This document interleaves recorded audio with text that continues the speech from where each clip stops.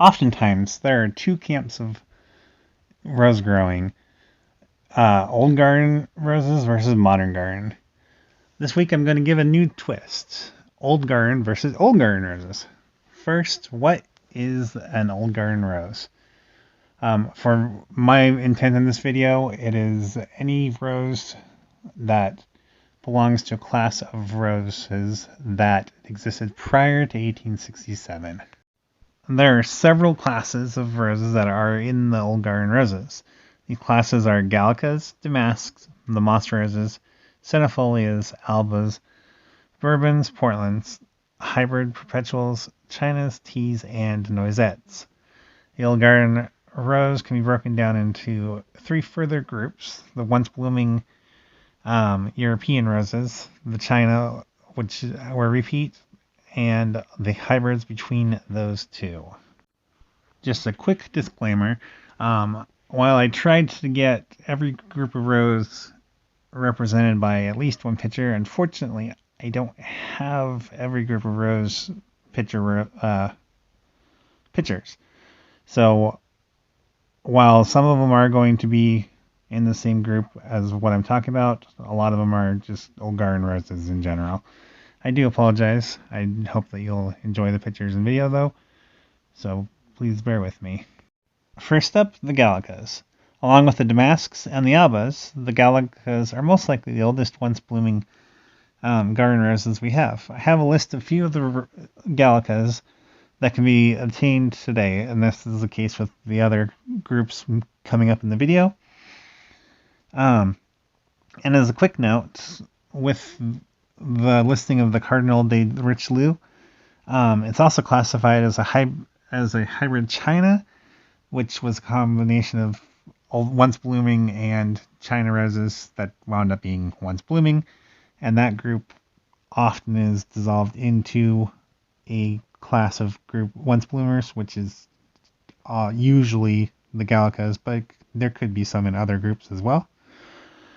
Gallicas are often shorter than the Damasks and the Albas, and in my experience, they have a tendency to have darker color flowers as well.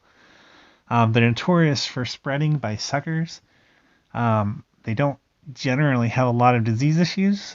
They do need the cold winter periods for dormancy. There are a lot of unidentified or misidentified Gallicas because, unfortunately, for Gallicas and a lot of the old garden roses, the descriptions from the 1800s just are not clear enough to clearly say this is this particular rose, but they're still great roses.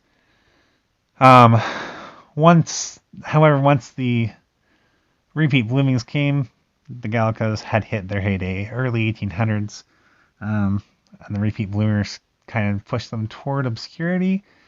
Few breeders bred new Gallicas. Peter Beals introduced a new Gallica, James Mason, in the early 1800s, but I couldn't find many new introductions before and few thereafter. Paul Barton did begin producing new Gallicas with, as he stated, his intentional quote, intent to breed new Gallicas once bloomers in the traditional of the style from the 1800s, end quote. Unfortunately, Paul Barton has retired from breeding roses, and I hope that someone, somewhere, someday, will pick up on his work of adding to the Gallicas. Damask roses were also grown anciently and are believed to have been known and grown by the Romans. It is believed that the autumn damask is the twice flowering rose of Paestium. Sorry if I mispronounced that. The damasks are usually once blooming, but there is the autumn damask and a few others I may not be familiar that bloom in the fall as well.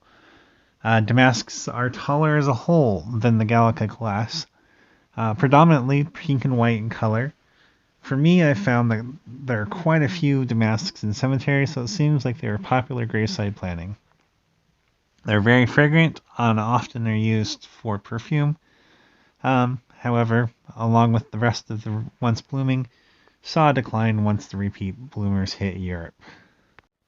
Moss roses came from sports, or mutation, from the Centifolias and Damasks roses. They have this glandular growth on their buds and stems, and that gives it a mossy look. Usually, if rubbed, it gives a scent, which to me is similar to a piney smell. The rose Chapeau de Napoleon, while technically doesn't have the glandular mossy growth, the sepals are formed in a way that it is usually put into the moss rose group. There have been a few recent new moss roses by Paul Barton as well. There were some breeders before him, such as Ralph Moore, that worked with moss roses as well. In my growing experience, moss roses have been the most finicky of all the old garden roses, and I've not had that great of success. If you want to try them, go for it. Maybe you'll have better luck than I did. The Centifolias are mostly known for having a lot of flower petals. They were also a pretty popular rose for painters to paint. Personally, I've only grown two Centifolias. I had mixed results. One grew well and became a pretty large plant. The other did not. However, they are lovely flowers, and if you can get them to grow for you, go for it. Albas seem to be the more tolerant of shade of the old garden roses. Some of them have this grayish tint to their leaves. Albas are also to be believed to have grown anciently, and along with the Gallica rose, which represented the House of Lancaster, it represented the other participating house in the War of the Roses, the House of York. I found that while fragrant when I grew it in Georgia, it wasn't very disease resistant, but I have seen it do better in cooler climates. The colors of Albas are usually white, sometimes light pink, but they usually stay away from darker colors in general. The next three groups resulted from a mix of the repeat and once blooming roses and subsequent breeding amongst themselves. From what I've read and experienced, it seems like the Bourbons have several roses that are once bloomers and a few that have a repeat later in the year. The Bourbons I've grown get fairly good size, but are not very disease resistant. The Portland roses seem to be a class that, from what I've read, and again, the roses I've grown, have more roses that have a repeat cycle than the Bourbon roses, but less than the hybrid Perpetuals. I've found the Portland roses to be fairly finicky, so I've stayed away from them. Again, if you like the look of the flower or you find a rose that you have to have, that's perfectly fine. You can grow it and see how it does for you. The hybrid Perpetuals were the class that seems like they pushed roses more into growing for show than garden plants. They have the flowers that are closer to what now looks like a rose than what the Gallica, Damasks, Alba, etc. did. Ultimately, the hybrid Perpetuals were crossed with the tea roses to bring us into the modern rose era with the advent of the hybrid tea. I have found that the hybrid Perpetuals that I have grown have longer canes that, if they weren't so thorny, probably could do some pegging. Some of them do. Some hybrid Perpetuals do have thick canes though that won't. So base it on what you're growing. Chinas were one of the groups of roses that brought the repeat into Europe. They aren't as cold as hardy as once bloomers. They also brought the actual color red into the European breeding.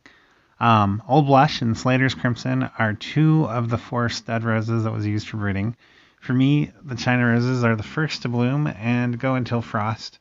I've also discovered that China roses are better off in warmer climates than they are in colder climates, and they do that better than once bloomers as well. Teas are another group of the repeat heat-loving old garden roses. I've grown tea roses that the flower looked like they were reflecting back toward Gallicas and the once bloomers, and also flowers that were looking forward, such as Safrano, more like the modern bud as we think of it, as it's coming out of bloom, or coming out of bud. Especially with the flowers that we're looking forward, for me, it's not hard to see why they are crossed with hybrid perpetuals. I found them pretty disease resistant.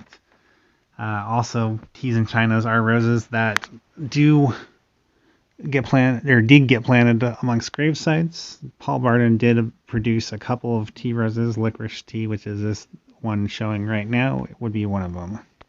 Noisettes are the only old garden roses that were originated in the U.S. as a group. I've seen them both as a climber and as bushes. I haven't had a lot of experience with them. I had one that I grew.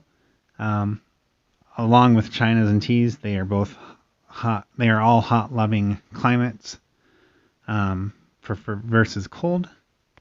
Ultimately, I think old garden roses are great and worth growing based on climate. Some groups are suited for colder and some are better for warmer. Hope you enjoyed this video. If you found it helpful, click like. If you feel like I missed anything or you want to know anything more, please let me know in the comments below. And thank you for your time.